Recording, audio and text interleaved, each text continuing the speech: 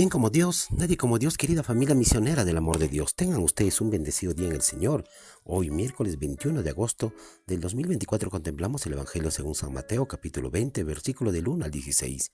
En aquel tiempo, dijo Jesús a sus discípulos esta palabra: El reino de los cielos se parece a un propietario que al amanecer salió a contratar jornaleros para su viña. Después de ajustarse con ellos en un denario por jornada, los mandó a la viña. Salió otra vez a media mañana, vio a otros que estaban en la plaza sin trabajo y les dijo: Id también vosotros a mi viña, y os pagaré lo debido. Ellos fueron. Salió de nuevo hacia mediodía y a media tarde e hizo lo mismo.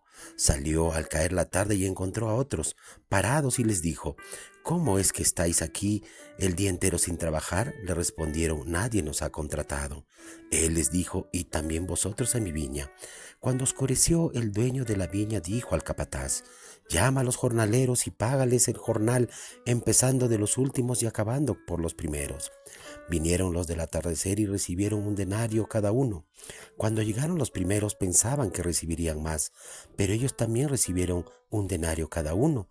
Entonces se pusieron a protestar contra el amo: Estos últimos han trabajado solo una hora y los has tratado igual que a nosotros, que hemos aguantado el peso del día y el bochorno.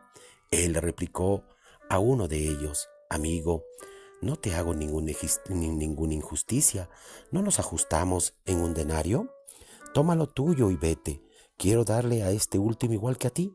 ¿Es que no tengo libertad para hacer lo que quiera en mis asuntos? ¿O vas a tener envidia porque yo soy bueno?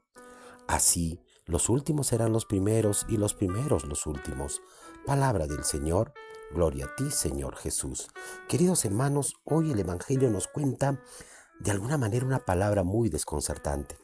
Sí, hermanos, es que Dios hoy día nos invita a ver la lógica, pero no la lógica humana, sino la lógica divina, que esta lógica va mucho más allá de la lógica meramente del mundo.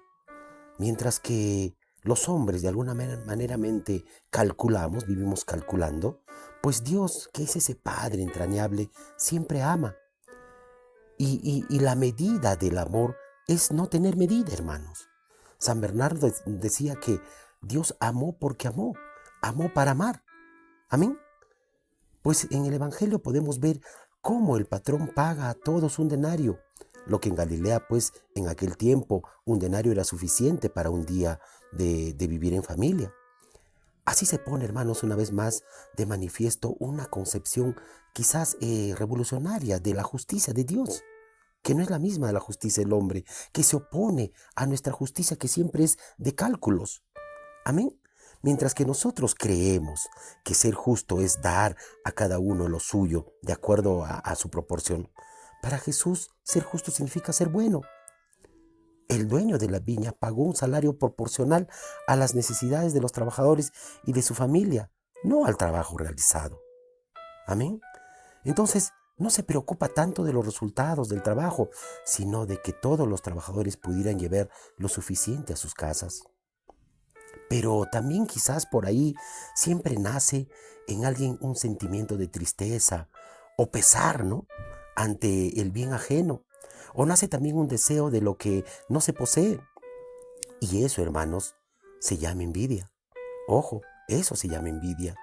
En una gran medida, hermanos, alguna vez todos la hemos padecido, todos la hemos pasado. Hemos tenido esto, bien por ser el sujeto envidioso, o bien por sufrir las consecuencias de las personas que envidian.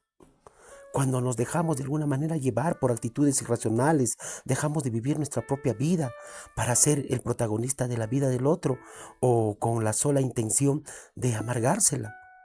Y muchas veces lo hacemos sin darnos cuenta de nuestra propia amargura. Hermanos, es que los caminos de Dios son sorprendentes, pues no siguen nuestra lógica una vez más. Él sigue llamando a la viña a jóvenes, mayores, a fuertes, a débiles, a varones, a mujeres, a religiosos, a laicos, a ateos, a todos. Entonces, preguntémonos, ¿tendremos envidia de que Dios llame a otros distintos? ¿Tendrás envidia de que llame quizás a tu contrincante? ¿O que premie de la misma manera a quienes no tienen tantos méritos como supuestamente nosotros creemos tenerlo? Pues Abraham fue llamado a los 75 años. Samuel cuando era un jovencito. Mateo desde su mesa de recaudador. Pedro tuvo que abandonar su barca. Algunos de nosotros, hermanos, tú y yo hemos sido llamados desde muy niños, porque las condiciones de una familia cristiana lo hicieron posible. Otros, de alguna manera, hemos escuchado la voz de Dios más tarde. El ladrón bueno ha sido considerado, hermanos, como el prototipo de quienes han recibido el premio del cielo, habiendo sido llamado en la hora de su vida, estando clavado ahí al lado de Jesús. Se arrepintió y tuvo la misma misericordia que otro que la tuvo muchos años atrás. Amén.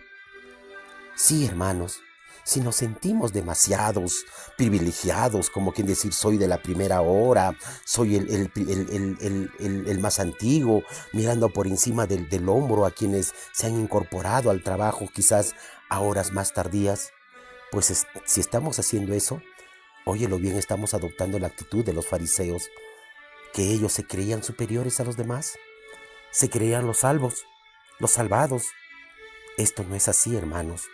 Esto no es, naturalmente, esto no es una invitación a llegar tarde y a trabajar lo menos posible, no, sino es un aviso de que el premio que esperamos de Dios no es cuestión de derechos, hermanos, y méritos, sino es una situación de gratuidad libre y amorosa que tenemos que darlo. Amén. Pues nuestro Señor Jesús quiere descubrir en nuestra vida que las lógicas humanas son muy diferentes a las lógicas de Dios, porque tiene otro pensar, que juzga con un nivel o un criterio distinto del que juzgamos y valoramos nosotros como seres humanos a los demás. Y que bueno, pues, que sea así, porque aquellos que han vivido en la vida equivocada y a última hora quieren convertirse, también pueden acceder entonces a la salvación definitiva de su alma de muchos que años atrás han sido convertidos. Amén. En cambio, al contrario, hermanos, quienes se han justificado en sus buenas obras, al mejor estilo de los fariseos de los tiempos de Jesús, ellos reclamarán airadamente: toda mi vida serví, toda mi vida practiqué mi religión, toda la vida estuve al lado de la iglesia, al lado del sacerdote, al lado del obispo, al lado del papa, toda la vida tuve algunas acciones piadosas y sin embargo no veo recompensado en grado superior que al final he hecho con mi vida. ¿Dónde está? Pues hermano, hermana, déjame decirte que así es su justicia de Dios, así es Dios, así es su lógica. ¿Qué le vamos a hacer? ¿Ah? Este mensaje, hermanos, aplica para todos, como los convertidos en el comienzo de su vida o los convertidos en la hora final de su vida. Porque lo único que cuenta para el Señor es la salvación, hermanos, de los hombres y aplicar la misericordia cuando verdaderamente nos hemos arrepentido. Amén. Por eso es que Jesús nos dice nos pide deshacernos, hermanos, de nuestros propios juicios, fundados en cálculos exactos, para gozar de la bondad de Dios y de la sobreabundancia de su gracia, hermanos. Recuérdalo, óyelo bien. Dios entra en diálogo con el ser humano en largos espacios de amor, no en los angostos límites de los derechos y de los cálculos matemáticos o contables. No, hermanos. El amor no contradice la justicia, solo alarga sus límites. Pues el Dios en quien creemos es un Dios de un gran corazón, hermanos, que solo puede ser acogido con un corazón grande. Amén. Y no con un corazón cerrado, no con un corazón limitado, sino con un corazón aperturado a recibir todo lo bueno que Dios nos da. Pero también esta parábola, hermanos, nos da un profundo significado. Y pueden, entre muchas otras cosas, mostrarnos lo que significa tener una absoluta confianza en la palabra del Señor. Si nos fijamos, veremos que solo a los primeros les dijo cuánto les iba a pagar. Esto es decir, les dice un denario, ¿no? Y a los demás les dijo: les daré lo que sea justo. Con esta promesa se fueron a trabajar, hermanos, si nos damos cuenta. Hoy en día, cuando alguien nos contrata o cuando quieres tener un contrato por ahí, lo primero que se pregunta es: ¿y cuánto voy a ganar? ¿Cuánto es lo que voy a recibir? ¿Cuánto es mi sueldo? ¿Cuánto será mi servicio?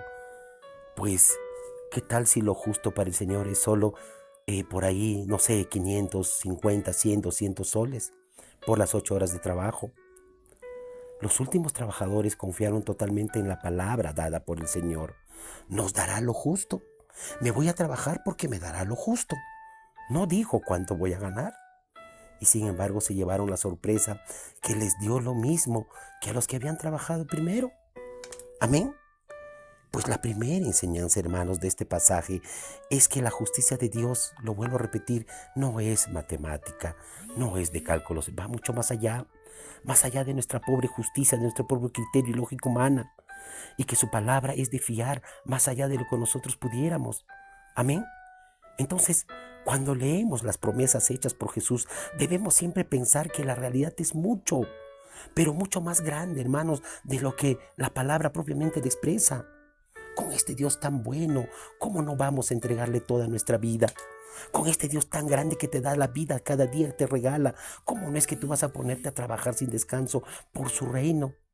Si lo que nos ha prometido es mucho más de lo que jamás pudiéramos haber pensado tener, hermanos. No importa que solo hayamos trabajado 1 hora, sino lo que importa es que hayamos trabajado con fervor, sin desánimo, para construir su reino. Amén. Hoy dile al Señor, amado Señor, querido Señor, Padre bendito, que no me sienta importante ante los demás, que no me sienta el primero ante los demás, porque quizás me llevaré la sorpresa cuando acceda al reino de los cielos. Permíteme ser humilde y manso de corazón y permíteme trabajar sin descanso para construir tu reino en este mundo. Señor, dame lo que me pides y pídeme lo que quieras. Amén.